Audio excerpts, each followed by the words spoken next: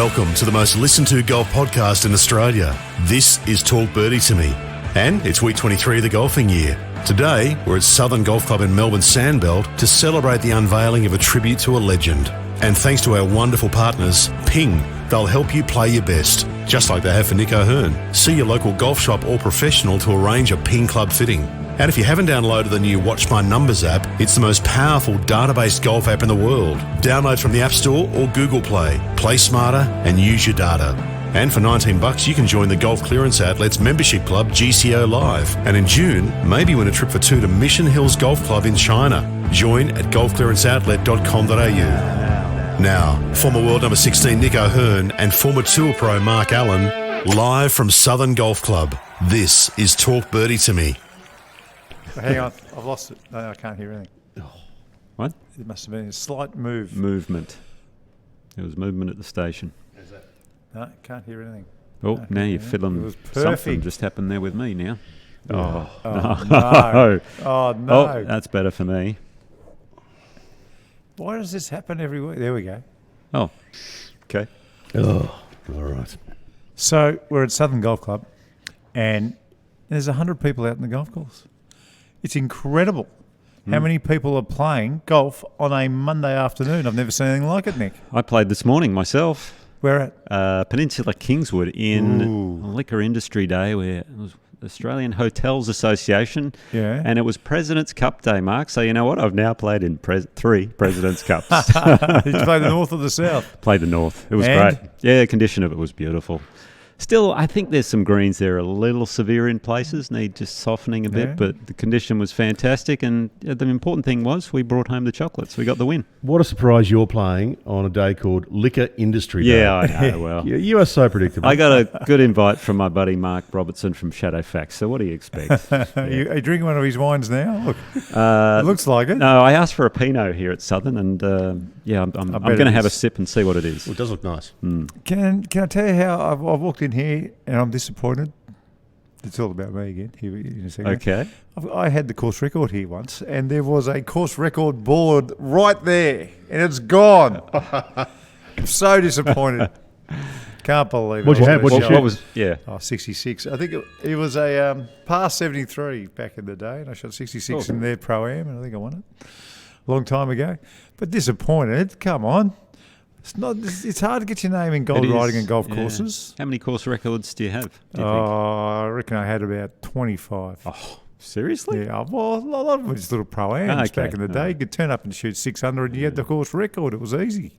Okay. You? Only a few. Yeah. Because when I got good, it was Yeah, in my tour days. And Yeah, that's right. it wasn't in my growing up days or anything. My course records were all on the Victorian Pro-Am There you circuit versus you on the PGA Tour. It's a little bit different. Anyway, Brad Robb we're going to talk to a little bit later. Like Dan said, I'm looking forward to it. And it's all about the Bob Shearer statue. That is a beauty. We spoke about statues when we came in. Which is the statue that we mentioned that was a horror? Cristiano Ronaldo. Cristiano Ronaldo statue. Where's that? Have you not seen it? I haven't Nick? seen Oh, it. hang on. Google it because Please. it's a disaster. Is this like? it was so bad. Is this as bad as Gina Reinhardt's portrait? Worse. Have you seen that? Similar. Oh. Yeah, similar. Although everyone got destroyed in that art. Absolutely everyone. Yeah, true. But can we say the Bob Shearer statue is a beauty. It's magnificent. It looks so good. It looks like Bob. It looks like his swing. It looks like the clothes he wore. Everything. Yeah, and it's the 4th, I think, statue of a golfer in Australia now. 2 for Peter Thomson, one Yeah. at Victoria, one down at Moona Links. Yes. And I have a feeling, is there one of Norman somewhere maybe? Or something? There's got to be There's gotta one be. at RQ, surely. Maybe at his house or something. Next to his pool. A picture of a massive schlong. But this one is phenomenal, and it came out, they had Kathy and the kids, obviously, when it got unveiled yesterday. Yeah. Anyway, I reckon Brad Robb will tell us more about it. Have you got a story? I've got a story. I was playing with Bob go Shearer on, please. in the 2002 Australian Open of Victoria. I was there. And in the practice rounds, I asked one of the guys rolling the greens on a Tuesday afternoon, I said, mate, they seem pretty quick. What are they rolling at? And he said to me, do you want me to tell you the official or what they really are? I said, tell me both. And he said, officially they're running at 13. I said, what are they really running at? He said, 15 and a half. Oh, my goodness. I said, are you kidding? It's Tuesday. So we knew something was up. Anyway, I remember on the first hole, they played the first as a par 3 that year. And I hit it short of the green. And I hit my chip badly. Like I hit it a little bit fat and landed on the green and ran all the way to the hole to 1 foot. And I thought, oh my God, that should have been 10 foot short. Yeah. So I knew we were in real trouble. And then we were playing the third hole. We're playing with this character, Richard Ball from Western Australia. I know Bally. Know him well. Well, Bally was in tears I that bet. day. He was in tears. So you're on that third green. I was on the third with Bob Shearer and Richard Ball. I was on the third tee. Because there was a group in the fairway. There might have even been 2 groups on the tee. Yeah, it was Steve Allen, cousin Stevie, was right behind me. He went on to win it. He still hasn't thanked me for getting that first round completely cancelled. But what happened to Bally, I'll never forget it as long as I live. Yeah. We know how quick the greens are now, so I've hit it short on purpose. Bally hit originally a chip past the hole, 10 foot past the hole, and stopped 10 foot past the hole. Okay. But we knew it was quick, so I've hit mine. And I've hit it short of the hole. And I've run up because, to put a mark down just in case. And it did a little U-turn and it wobbled. It must have been in a tiny little dimple or something. Okay. And I was 2.5 feet short of the hole. Perfect. No worries. Mark the ball. Bob Shearer hits his putt and he hit it so high it was ridiculous. And it came all the way back down and he ended up about 15. It was a funny angle, 15 feet away. He hit a putt that looked horribly high and finished horribly low, 15 feet. Wow. It was incredible. Now it's Bally's turn. There's no wind on this day. It's the only round in the history of golf. It was pure. It's the only round in the history of golf not to be part of the reason why, weather not being part of the reason why it was cancelled. And Bally, I promise you, he just breathed on this thing. And it just went so slowly past the hole. It went past the hole and it ended up back where he chipped it from originally. Oh. So now he knows he can't hit it past the hole. And he's seen mine. So he's hit a putt short of the hole. It was just short of my marker. Did the U-turn, went all the way back to his feet. Oh, now he knows he can't leave it short of the hole. So he's bashed it past the hole. Now he's got a... How many is he? He must be putting for 6 or 7 by now. Well, it's impossible. It's what's going on. Did you call the officials then or what? Yeah, Bob's hit a good putt and he left it on the lip and it stopped. And he tapped his in. Now, Bally has got this 6-footer. He's in tears. And he rubbed this, just hardly touched it, went past the hole, went off the ground. Now, when you're playing in the Australian Open, every group gets a official. So I looked over at the official. I said, hey, did you just see that? And he said, yes. I said, the course is unplayable, isn't it? And he said, yes. And I said, Bob, is the course unplayable? And he said, you effing he just went off his head, Bobby. Anyway, I said, well, it's unplayable. I'm not playing. Yeah. And then that was it. And they called it. And they called it. Then there's a famous picture of Peter Thomson. Peter Thomson came out. There's a picture of me. I'll have to get the picture of you. Look it up. Peter Thomson and Mark Allen. And there's Tomo dropping a ball right next to the hole, and it landed and just went off the green. And then the old R&R, it wasn't called the Golf Australia back then. It was called, what was it called? Australian Golf AGU. Union, AGU. He turned up and he didn't know what he was doing. I forget his name. Colin Phillips. He had no clue. He said, Mark, these greens aren't one bit faster than when we mowed them this morning. I said, yeah, that's right, Colin. I said, but right here, this 6-foot circle around the hole where half the field and half their caddies have all stood, flattened it. He said, that is now twice as fast as it was. And Tomo was there, and that's when he dropped the ball. And then, Trevor Herden was there. He didn't know what to do because it was an amateur-run tournament. Yeah. And the pros just sat back and watched. And I'll never forget Bob walking off the green. He said, thank God you did that, mate, because I didn't want to play anymore. he didn't know what to do. Well, someone had shot, might have been Rod Pampling, shot 71 or 72 in the morning, and they reckon it was one of the greatest rounds they've ever played. Yep. Charles Howell III shot 86 in the morning. And they canned the day, and then he came back out and was played pretty good. Happy as Larry. Played pretty good. Before we move on, I've got the Cristiano Ronaldo statue photo. Yeah, give me a look. No, well, you've seen it, but hang on. That's the one there. So there it is. Oh, Nick has never seen this. It's the worst ever. Where is it? Where is it? I don't know, somewhere. Some stadium in Portugal? You are kidding me. How bad is that? Oh, my goodness. How bad is that statue? Wow. Okay. That is embarrassing. They must have taken that photo when he was scoring a goal and he was celebrating or something. Oh, it doesn't look like him. Shocking. It looks like some cartoon character. Anyway, well, let's move on to it because Minjee Lee, when I turned the TV on this morning, Speaking of train wrecks, was 3 in front and she had a short putt and she missed this short putt and then she was still 2 in front. And I think she birdied the first. That was the second bogey of the day. And then now I'm watching because I still think she's going to win. I think it was just bad luck. I've turned the TV on to see her miss her first putt. She missed another putt not long after for birdie, and slowly but surely it became a train wreck. Now, normally she hits fairways. She's the best. She's the number one iron player on that tour, the number one statistically.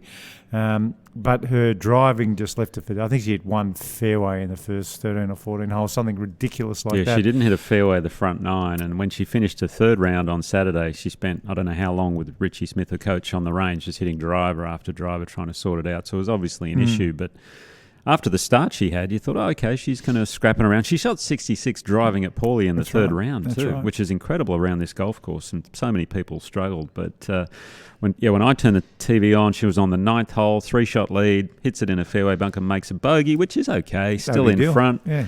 And then I went out and played my round of golf over at PGA, and someone says, oh, she's 4 back. I said, 4 back? Yeah, but she was 7 over in 7 holes. Yeah. And the 12th hole where Nelly, Nelly, got to put a plaque there for Nelly after making 10.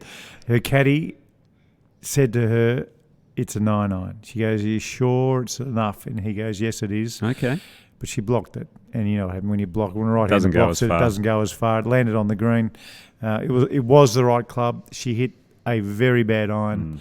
If she hits that straight where she was aiming, which was exactly where the other Lee, Andrea Lee, was, she hit right to the middle of the green. Andrea ended up holding the putt for birdie. Right.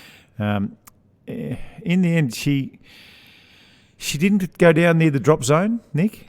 She elected to play a full wedge.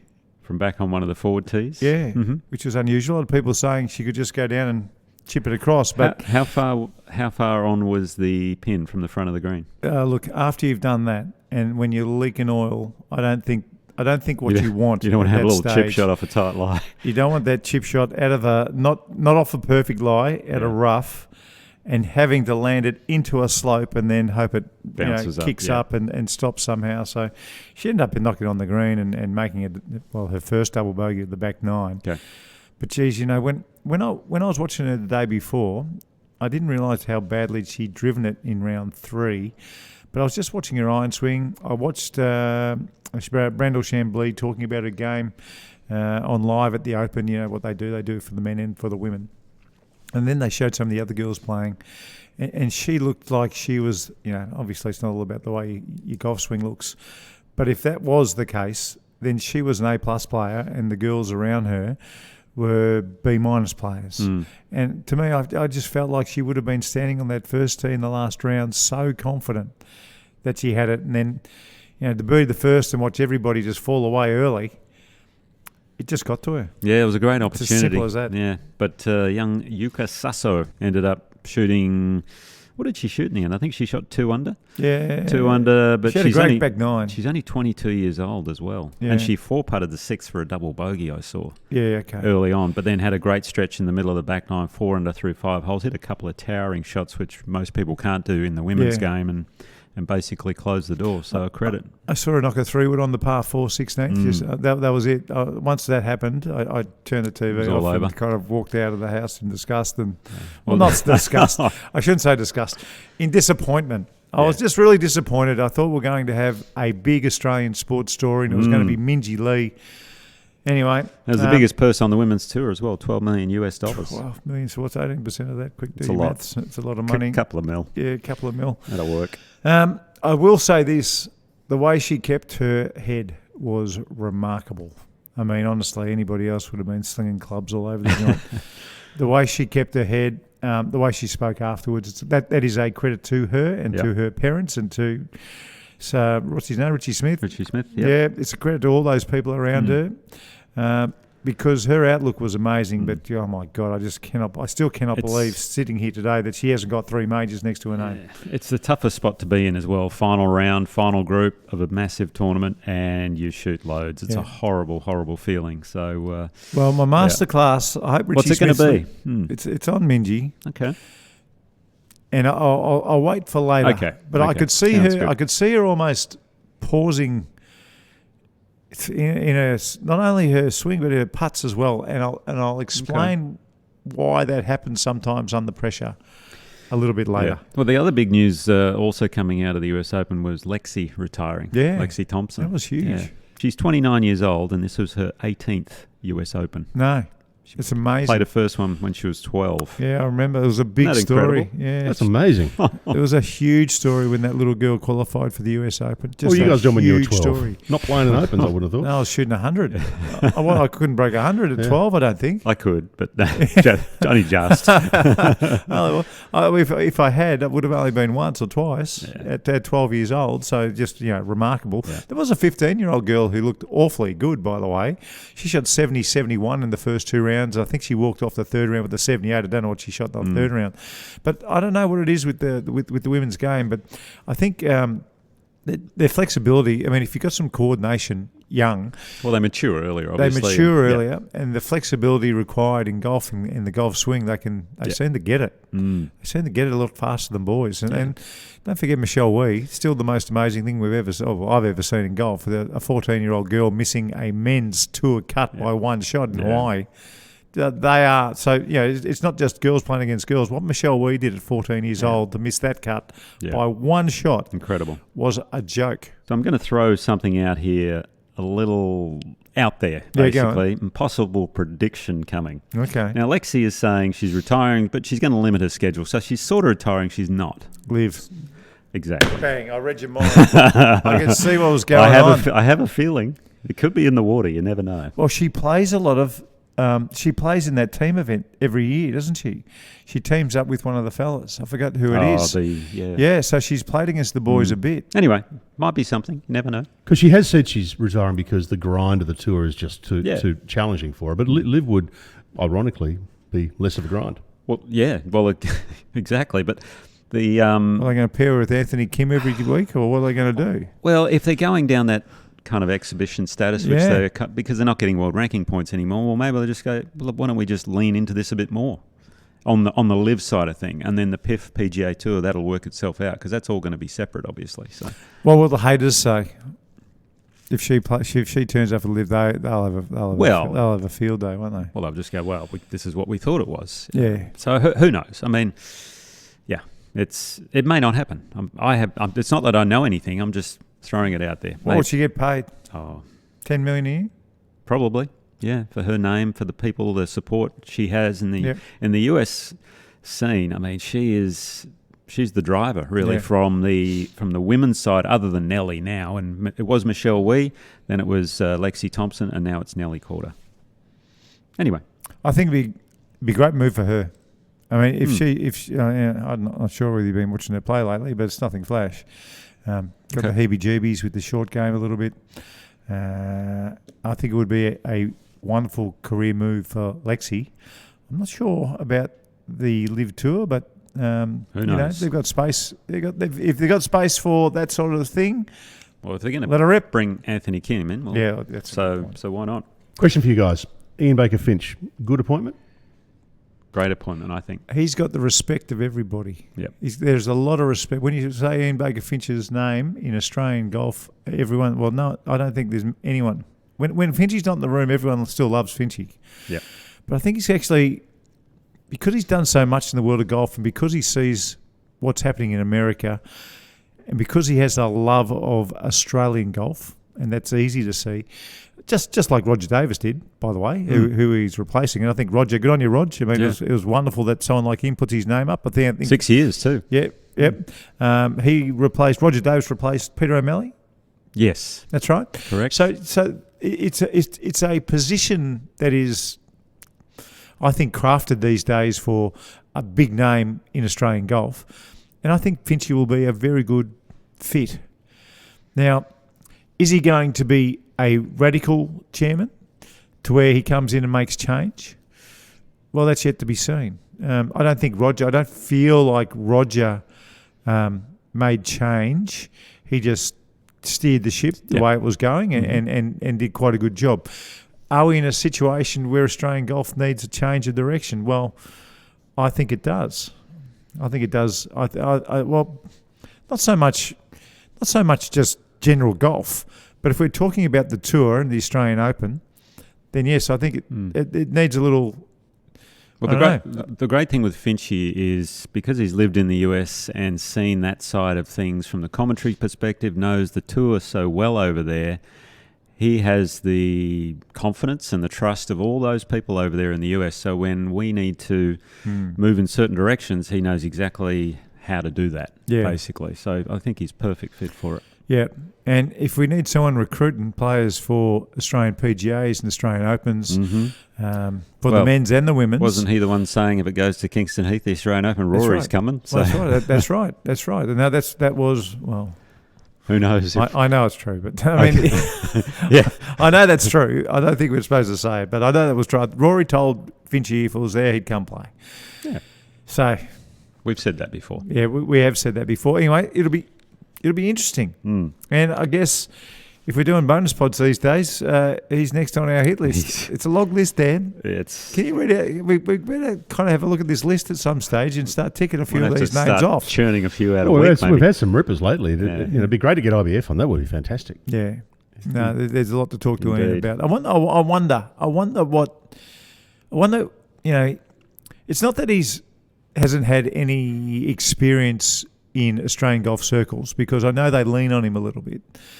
I wonder if he has got it in his mind to do something different. Oh, he's been on the board for quite a while. Yeah.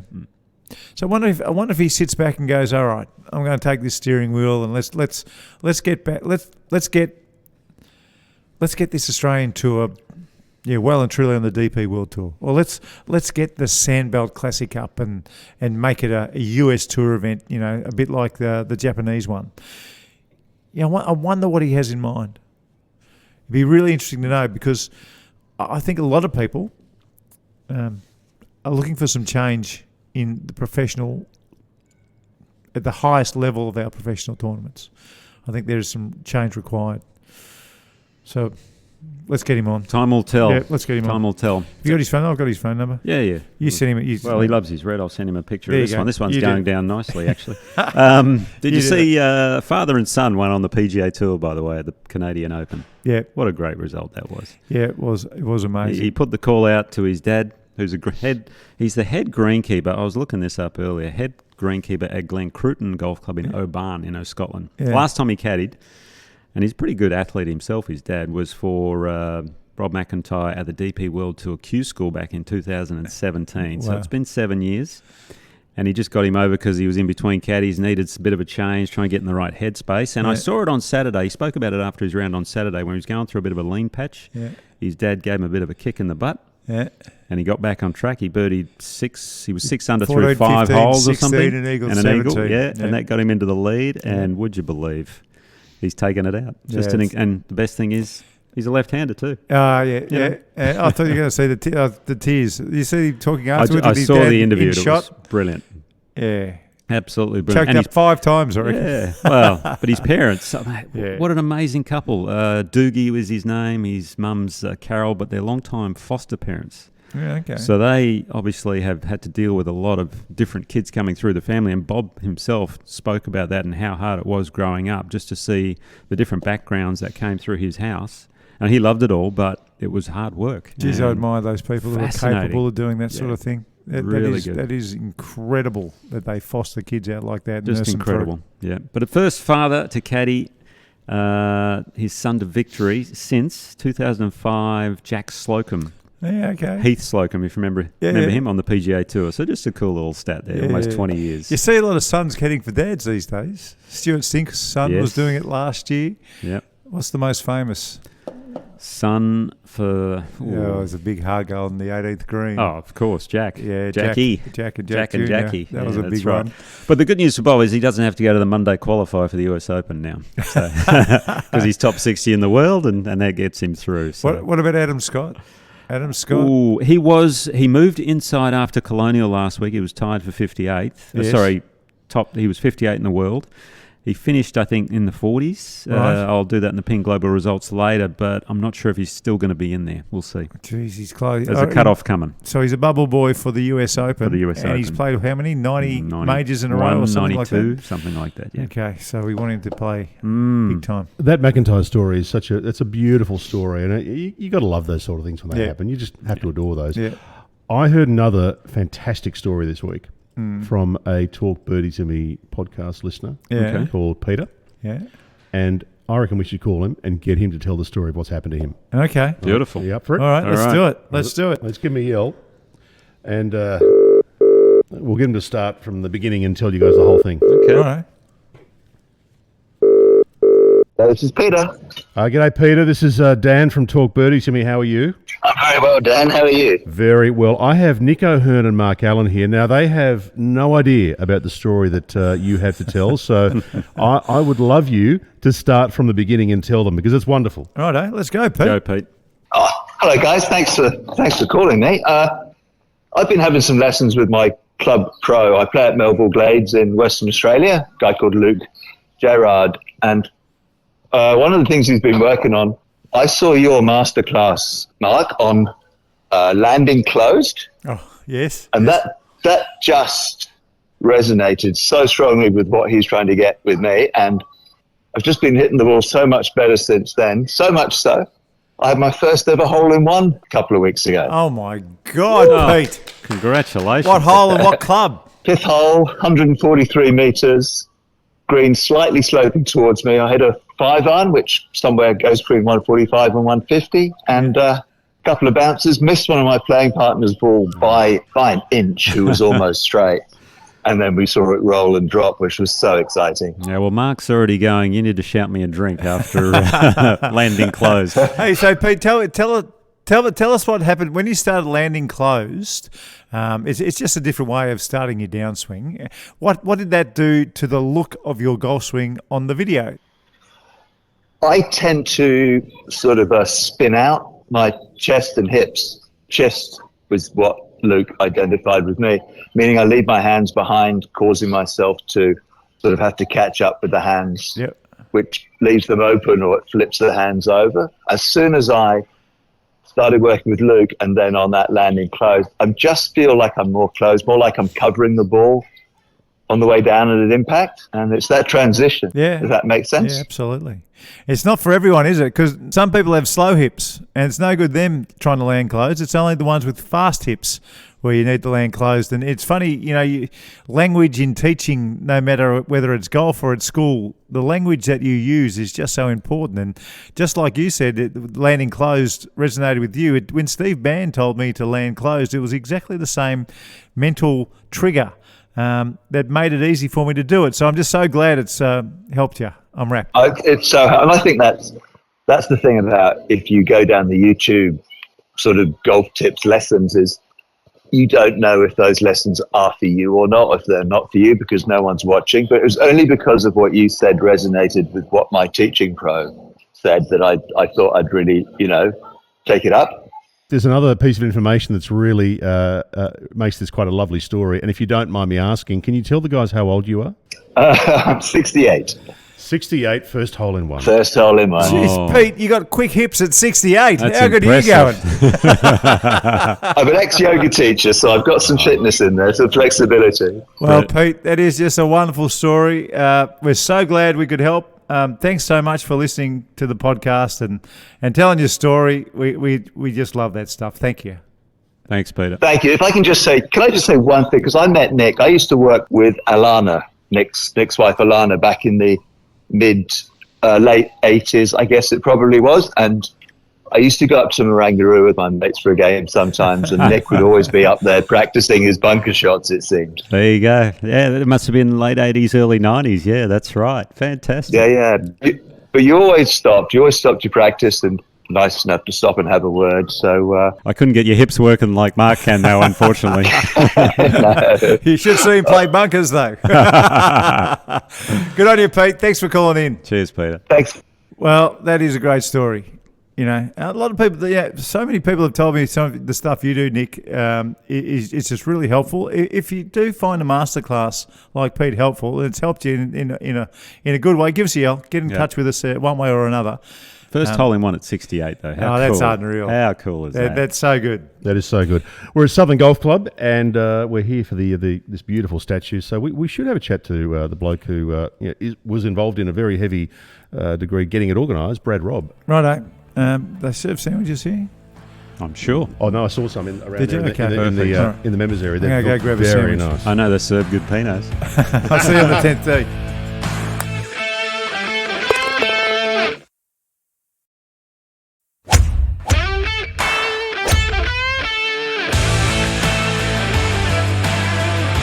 Thanks for listening to Talk Birdie to me, and if you're up for it, we'd love you to subscribe, rate and share the podcast wherever you listen.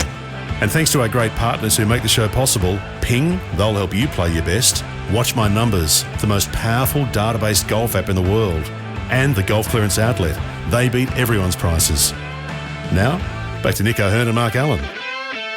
Well, we're here at Southern Golf Club, and Brad Robb is the GM, and the course is looking fabulous. We're in this clubhouse that is such a big step forward for this golf club. I remember back in the old days up in the hill, quite close to the junction up there on Dandenong Road, Springvale Road. Brad, good to see you. Thank you. Congratulations on the Bob Shearer statue. It is a beauty. Can you tell us a little bit about getting it done? Sure can. So look, it was a project about 14 months in the making. Lewis Lohman was the sculptor who is quite well known, I guess, in Melbourne and Australia for all the statues around the MCG. I think all but two are his. He did the Thomson over at Victoria, Winks at Moonee Valley, Nicky Winmar over in the west out your way at the new stadium there. So we felt like we had the best guy on the job. Yeah. And the end result is definitely worthy of that. Yeah. I've seen that Nicky Winmar over at Optus Stadium, and so impressive. Now with Bob and his history here, how long was he a member at the club?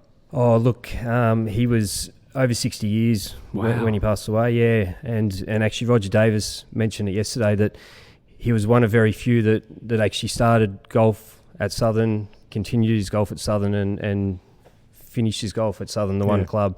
A lot of the professionals now have either come from the country to join another course, but Bob started here and finished here, which was incredible. You walk through the foyer, through the clubhouse, and you see all the wins and the pictures of him. And he'll always be remembered for being a champion of Australian golf. Absolutely. But the members loved him here more than anything, didn't they? I remember stories where Bob would just sit and talk to anyone. He would hold court, and he just loved Southern Golf Club. He did, and that was pretty well documented too after Bob passed away, and it was spoken about at the memorial too, and Kathy would joke that Bob said this is his second home, and Kathy actually said, no, sometimes this was his first home. He used to come back from touring overseas, drop the clubs at the front door, give the kids a cuddle and come straight down here because he just loved the place. He loved the members loved him, and that was, I suppose, one of the motivations behind the statue. It wasn't just to honour a champion of Australian golf. It was to actually honour what Bob brought to this club in terms of the camaraderie, the companionship, the love of game, and even our president who played with him every Saturday morning. He said, I would have never met Bob Shearer if it wasn't for golf. And that's the values that Bob brought to this club, and one of the main reasons we did this. Yeah, and his history in the game here in Australia with so many wins. He's won in the US, by the way, on the PGA Tour, also in European Seniors Tour. I got to know Kathy really well out on tour. She was one of the liaisons with the media and that, and we always had a great time with her. But I've never been out to this golf club before, and I've got to come back here and have a game, Absolutely. by the way. Now, you are, looks like you've been making a few changes and things like that. Can you tell us a bit about what's going on here at the club? Sure can. So we've got OCM involved. They did 2 holes for us last year, the 3rd and the 4th, out on the front 9 here, which is the newer 9. Thomson did that 9 when we did the land swap in the mid-1970s. it was probably a bit of a polarising decision at the time to use Thomson when we had a sort of a Berryman design out the front. So, but by all reports, Thomson did a really great job on what was a flat piece of land with a very limited budget. So we're just trying to address some of those differences. We've always had here, Southern, the two different nines, and that's the one that we're sort of working on, and OCM are fixing for us, and we'll just chip away at that as we can and try and keep. We'd love to go holeless bowlers and do it all at once, but look, I remember playing here when it was two very different nines. What you're talking about, but you come out today, and those trees from 1979 when Thompson's course was unveiled, they have all grown up. Absolutely, it doesn't quite look like the same course, but it is so close now that it's not funny, and you've got the right people working on your golf course. OCM well, they're geniuses, aren't they? Mike's amazing. The whole team is actually Robb. Mike Cocking, you're talking about. Mike Cocking, yeah. Be careful. Unbelievable. He's great. He's just his eye for it. We've got the plan. We've got the entire master plan, and yeah, it's going to be exciting to continue with it when they're available. Now, there's just one little small disappointing factor here. Where's the course record board, mate? Because my name was on that board, and it's gone. You've taken it away. That was the first thing he said when he came in here. I'm so disappointed. We'll have to get that reinstated. What was the score back then? 66, which would probably have been 7 under back then because we were past 73. Yeah, right. Great scoring. Anyway, great scoring. Probably doesn't hold. Look, it doesn't matter, Rob. It doesn't matter. But congratulations on everything you're doing. The Bob Shearer statue. I mean, if you are a lover of Australian golf, just come out. People can come out and take a photo of it next to it and all the rest of it, and have a pot at the bar and a beautiful sandwich and everything else, and probably inquire about membership as well. Absolutely. We're very proud, and I think it's I thought there was only 4. There's actually 5 statues. Oh, there is 5. Okay. Yeah, there's a Norman von Nyder up on at Nudgee, I think maybe. Yeah, okay. A smaller version, but 2 Thompsons, a Shearer, and I think Arnold Palmer at Sanctuary Cove there. So that's right. It's Arnold Palmer. So it's not Greg Norman. Okay. Yeah. Well, I just figured there must have been one somewhere. Well, Sanctuary Arnold Palmer designed the Pines course at Sanctuary Cove, so he got a statue up there. It's a good one too. It's a good statue of Arnie. It's absolutely a ripper. But I'd love to see more, and maybe this will tip a few more clubs into doing them. Australia's got such history in golf, and to only have a few is a bit of a shame. But well, congratulations. Thank you. Really good, Rob. Thanks, guys. And thanks for inviting us out to really appreciate it. Thanks for coming. Really. Good on you. Can't wait to have a game here. Thank too. you. We'll do it. Top five. Okay, this week's top 5 is brought to you by my playing partners this morning out of Peninsula Kingswood, because we were walking around there and they knew I was doing the podcast later on in the day, and anyway, they said, have you got a top 5? And I thought, well, I've been thinking about a couple of things. I said, well, here's one for you. Given it's a little topical in golf, I guess you could say, but top 5... And I'm not going to say what they wanted me to say, but I'll say that it's the top 5 divorces and breakups in golf. Because there's been a couple going on lately, okay? So there's one we had a great, I know who might be featuring twice. Go on. We had a great discussion about it anyway. So, and I've thrown one in there which is a little different, but number 5, I'm going to go with, quite simply, the first Rory one you're probably thinking of, which was Wozniacki. No, his latest one. His latest. We'll go. So you've just spoilt one of the other ones. Oh, sorry. Okay, but that's okay. Right. Anyway, his latest. That's been in the news, and there's been some rumours going about everything else. And he met her. That's when you signed in for the tournament. She was the young lady doing the signing in, is what I was told. Is that right or not? I don't know. I thought he met her at Medina, maybe at the Ryder Cup around then. There might have been something around that sort of time. Anyway, so that's number 5. Number 4, this is a slightly different one. Breakups in golf. Yeah. Phil Mickelson and Bones. So there's okay. So there's a split for him. I see what you're doing. Yeah, that was big news. That was an interesting split. Yeah, it was big news. That was big news. It came out of nowhere, I thought. I thought it was very, very unusual. So going to go with that one. All right. Number 3, I'm going to go for your other one, Rory and Caroline Wozniacki. I don't think they were married. I think they were engaged, right? Yeah. Yeah. And there was some bad blood there. Yeah. And then he went out and won the next tournament the next week. So you know who was the world champion at that? Robert Allenby. Robert Allenby had a few wives, and he would get divorced. He would get divorced and win the next week. Wow. He was the world champion at that. How many is a few? Well, let's see. My stepsister was his first, or he's engaged. I don't know whether he married her or not. Gee, it's been a while. 1, 2, 3. I think he's on to his 4th. Could be. I reckon after 2, you just give up. Give up. Yeah. Well, Rupert Murdoch's still going strong at 93. I saw he going well. got married again. How many's that for him? 5. 5, yeah. Wow, that's crazy. 5 All that right. we know of.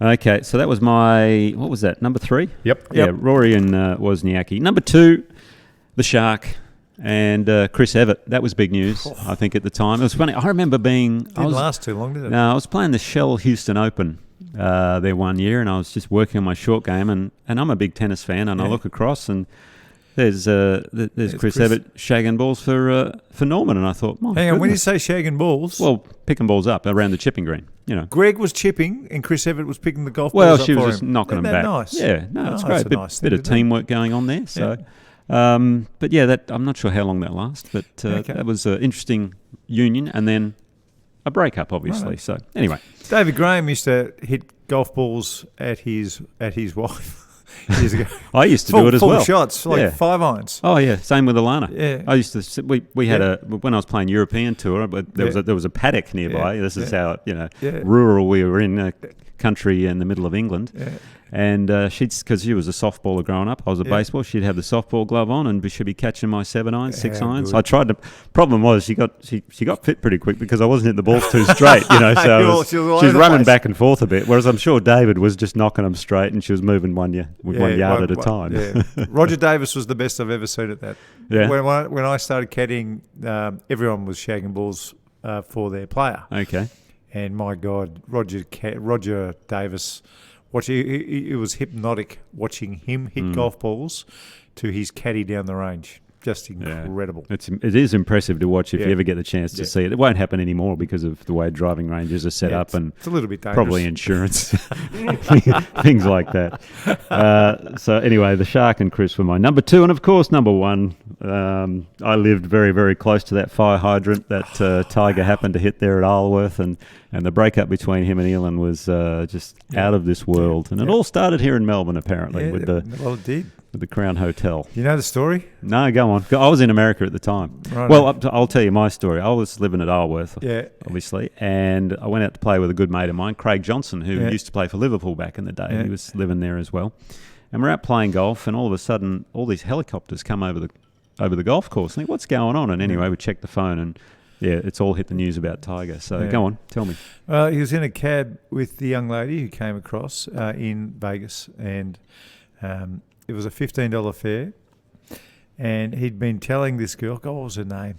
Oh, I forgot her name. Was it Rebecca or something? No. No, something like that. I'll think of it I in a don't tick. Anyway, he was telling this girl that he was going down to Australia and she should come down. Okay. Anyway, $15 fare. Tiger gave the bloke $20 and waited for change. So the cab driver was so angry that Tiger Woods wouldn't give him a $5 tip, Right. that he called the National Enquirer and told them about what had just been told in the back of the cab.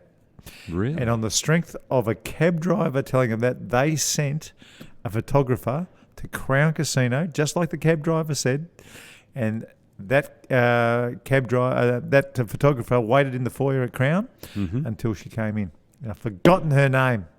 Dan's looking Shame on me for forgetting her name. Wow. $5 tip cost $5 cost him tip, a few more dollars. 500 million. Rachel. You could tell. Rachel, Thank you could tell. I was close with the R. You were right on Okay. with the R.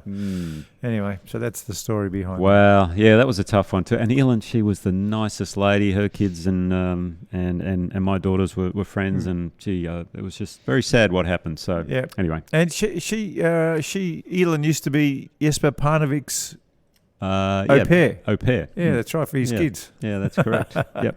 That's how Tiger met her. You want some feedback, boys? Please. Please.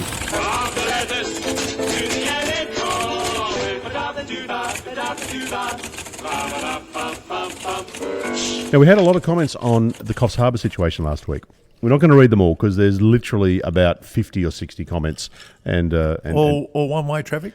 Yeah, pretty much. Yeah. There was a couple who were sort of saying, the club need to make these decisions but literally 99% were saying it's a ridiculous call. Yeah. Anyway, Sean Campbell's written, appreciate the support, talk birdie to me for our daughter Eden. Hopefully we can get her back playing competition golf soon and she can reach her full potential. I like it. And she can have some fun on the golf course with her father and grandfather. Yeah, 100%. Please. Aaron McIntosh wrote in, handicaps exist so we can all play golf. Leave the Coffs Golf Club behind. The board clearly have their heads so far up their own arse to hear anything logical. No, I think there's some accuracy in that comment. Yep. And this one from David, I'm only going to read 3 of them. This one from David Riley. We should be encouraging young people to take up sports as long as they respect the sport and the people involved. Why shouldn't they be allowed to play comp? We all had to start somewhere. Let's hope this young lady and plenty more young people enjoy a chance to play comps and learn off older players. That's right. Well, look, the one thing about golf, it is a dangerous game. You're hitting a bullet. You know, you're around a golf ball that's moving very, very fast and can do a lot of damage. And that's why youngsters need to be playing with somebody older than them at the start. But it's not like they're just cadets out there playing and running amok. They're being guided by the father and grandfather and parents and guardians in this case. And it's just madness that an 11-year-old girl who has some ability and has a handicap that's lower than the average around the country can't go out and play golf with her parents. And Please. The fact that they couldn't tee off last and behind the field, and so they don't hold up play, even though they probably don't, just baffles me. Did you send us something, Dan, during the week about someone put an advertisement in? Oh yeah, softball. Was it softball or hockey? It was hockey, yeah. The local hockey club has put an ad, I think, on Facebook and Instagram and so on and so forth, just basically saying your local club not wanting you to play or something. Come and try hockey. Yeah, I thought that was brilliant. It was a good move. It's very clever. Yeah. I actually had a conversation this morning with Eden's grandfather, who was a lovely bloke, and he mentioned 2 things to me. First of all, Eden turned 12 on Sunday, just gone. Oh, happy birthday, Eden. Good on you, Eden. Brilliant. Happy birthday to Eden for last Sunday. And he also mentioned there's an AGM on the 18th in which at which a lot of this stuff's going to be discussed. So he's hopeful of and he was very good about it, but he's hopeful of a positive outcome as a result of the AGM. Yeah, I hope they get that resolved. Yeah, I think so too. Moving on to other things. This is a guy. Now, I'm worried about you here, Nick. I'm worried about you. Me? I think we may have discovered something about you. Oh, go on. This is from a guy called Flat Earth Perth. Oh, gosh. Well, don't trust him already. Nick, I finished second behind you in the 1990 State Schoolboy Championships at Gosnells Golf Club. Okay. You shot 71, I shot 72. We practiced together many times at Caramar. Flat Earth Perth, who are you hanging around with? Oh, well, it can't be the schoolboys because I finished school in 1988, I think.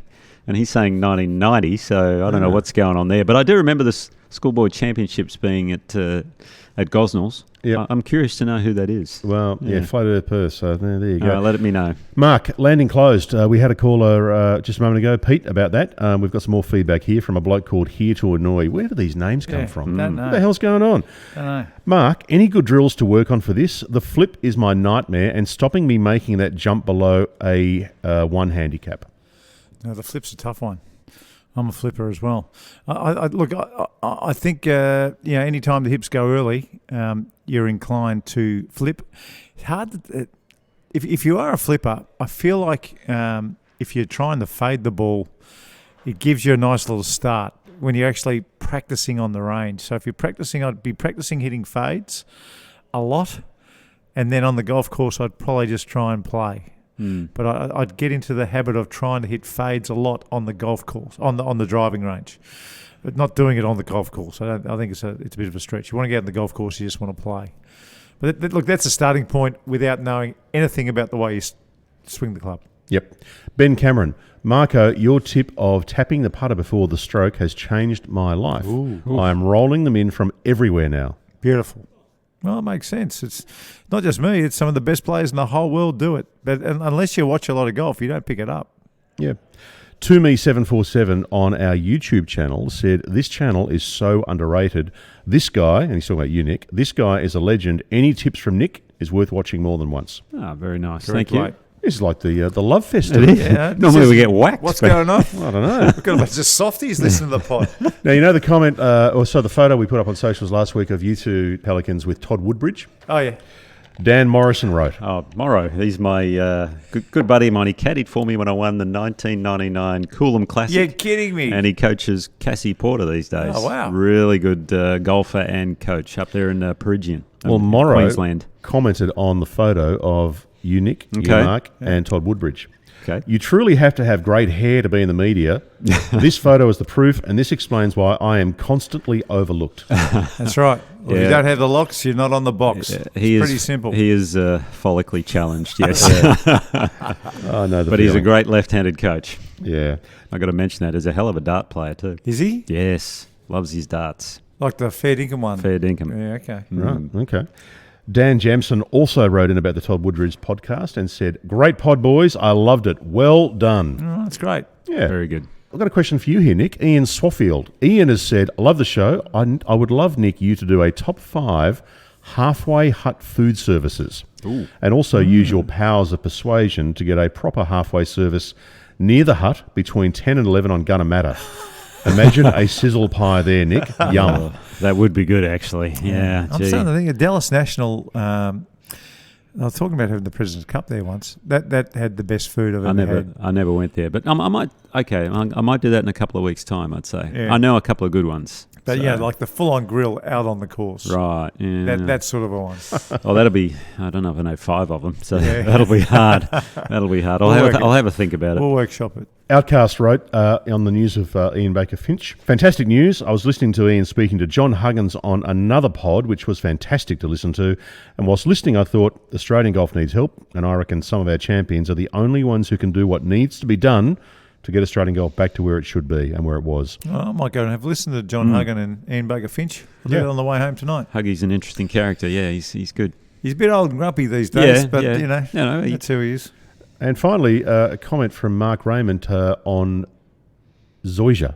Zoysia. Ooh. Did I get it right? You Yeah. did. Zoysia, Zoysia. not Zoyza. Yeah, thank you. Zoysia. Thank you. Thanks for correcting. Mark has said, "Hey guys, just on Zoysia, it's a softer leaf and not an aggressive growing habit cooch. Hence the difference in grain.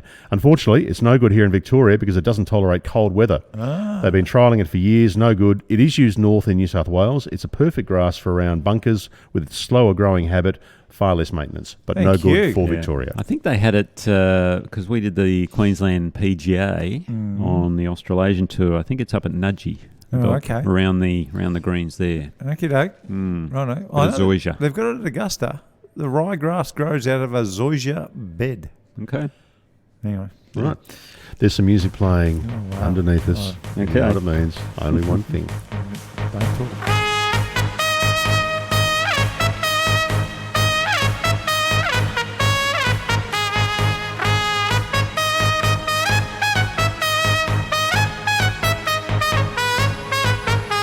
Oh, I love that.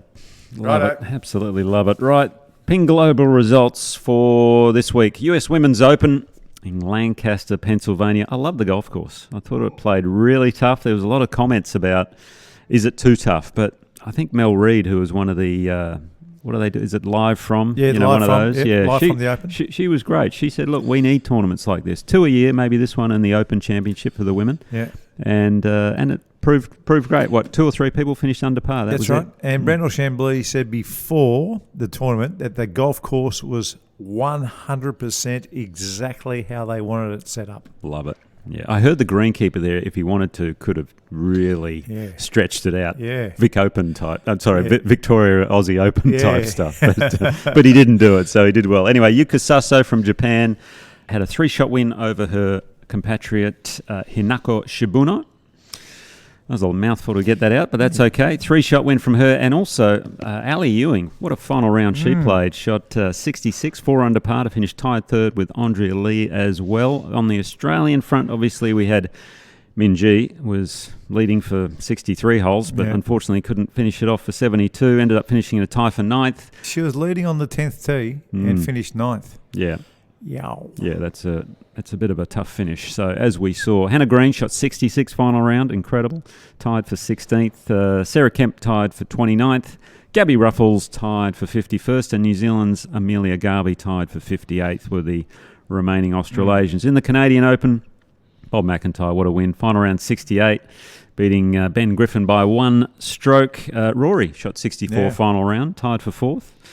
Ryan Fox, he was up there on, I think, Friday. First couple of rounds, he was right up there. I turned the telly on. He was leading by 4 at one stage. I saw that. Was Yeah. that Saturday? Could have been Saturday. Yeah, I think so. Yeah. Anyway, closed with a final round 70, finished tied 7th, so a solid result. Adam Scott tied for 42nd.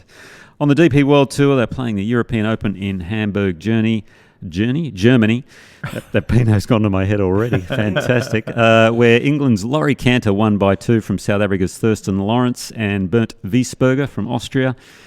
On the ladies' European Tour, Kirsten Ruggisley had a very, very good run at it. She's sneaking along, isn't she? Yeah, she finished tied for 5th, but she was one shot back with 8 to go. Had a real chance to win. Shot a final round 67, a very good win there. We say her name result. every week at the moment. We do, yeah. France's Perrine Delacour won in a playoff from Helen Briam, who was an amateur actually. So a nice win there in the Dormy Open, which was in Sweden. On the Corn Ferry Tour, the UNC Health Championships in Raleigh, North Carolina. If you ever go to the States, go to Raleigh. What a great place. Love North Carolina. Another Japanese winner, Kaito Onishi, shot a final round 66, 4 under par for a one-shot winner over Max McGreevy. Rain Gibson was the best of the Aussies, tied for 38th. And then on the Champions Tour, the Principal Charity Classic in Iowa, Rod Pampling had a share of the lead with Ernie Els going into the final round, but Ernie lit it up, shot a 7 under 65 to win by 2 from Stephen Ames. Rod shot 69, finished in a tie for 3rd with David Duval and none other than the evergreen Bernard Langer. See, he shot 63 in the second round. Yeah. You know how old Bernard Langer is? 63. 66. Oh. He beat his age by 3 strokes. Can you believe that? And he's just come off a Achilles. Achilles tendon. He couldn't play the injury. Masters because of his That's right. Achilles. That is correct. He's so does that mean he'll unbelievable. play the Masters next year and that'll be his last year? Yeah, I'd say so. They've got to give him one more, surely. So, Jeez. Anyway. anyway. He might need an escalator to get up the hill on the 18th. Yeah, that's true. Maybe he can hop in a cart with Tiger. Who knows? Right, that's right. Steve Walker, another solid week for him, tied for 8th. David Branson, top 10. Tied for 10th for David. Stuart Appleby and your cousin Steve Allen both finished tied for 12th, and rounding out the top 20 was Michael Wright for tied for 18th. They will. And that is this week's Ping Global results. Some good tournaments coming up this week, by the way. Memorial. Oh, it's a ripper. I love that week. Yeah, such a great week. Cannot wait. In fact, Bob McIntyre's, what is that? He came over for the Memorial. That's the one he was really looking forward to. I don't think he was in it, to be honest. Okay. And now he obviously is. Although he's thinking about flying back to Scotland on Monday and having a party and then coming back for Memorial. But why wouldn't you, right? What's only, what is it, an 8-hour trip? I guess. On the Concorde? Shouldn't be too bad. Not too bad at all. Well, time for the masterclass now, and this is for our mate Frank at the Watch My Numbers app, which you can get from Google Play or the Apple Store. And Watch My Numbers is a class above in the world of golf apps. It's a ripper.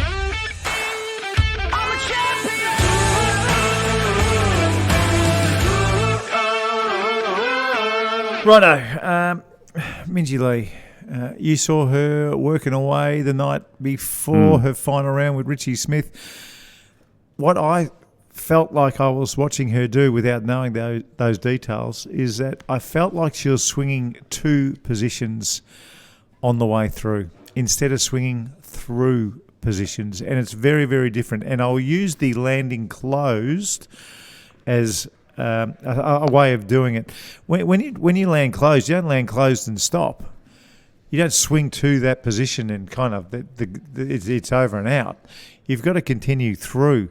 And I just felt like Minjee was steering the ball horribly in that last round. And a lot of the time when you do steer the ball, you're trying to swing to that impact position that you're working on, but it never works.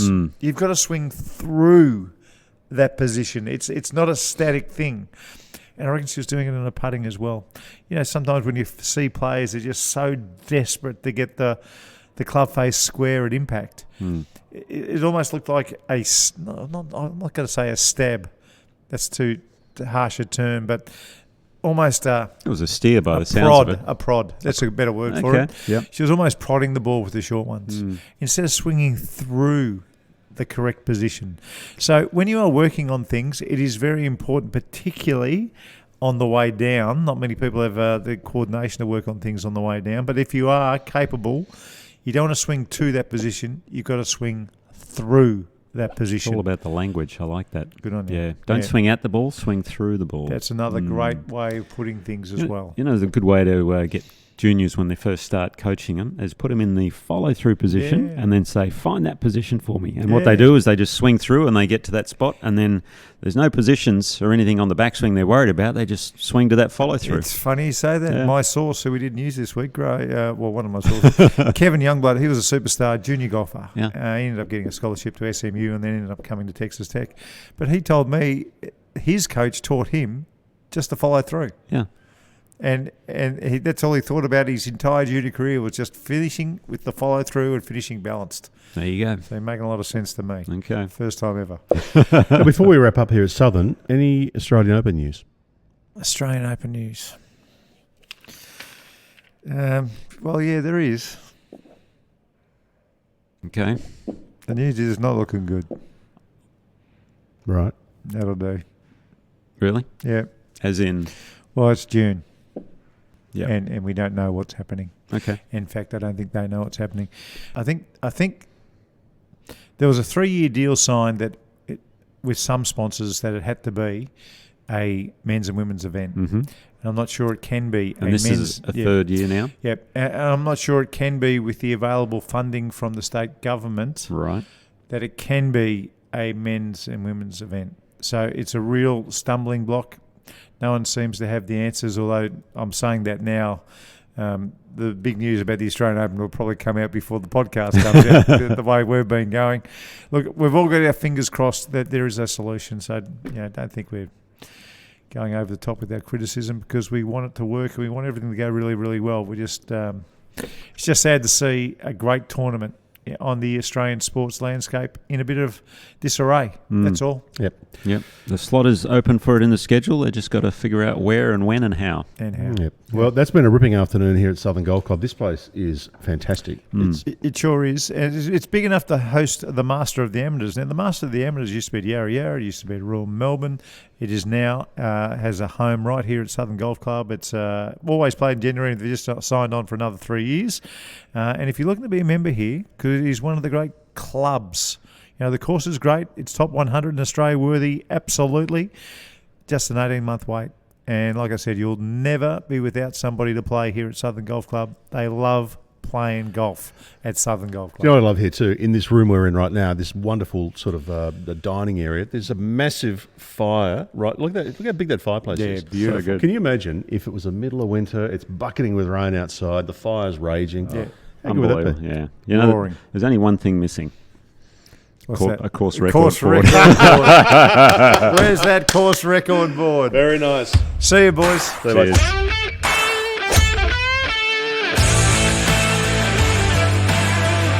And thanks for listening to Talk Birdie to me. We appreciate you listening and getting involved. And a huge thanks to our fantastic partners. Without them, the show just wouldn't be the same.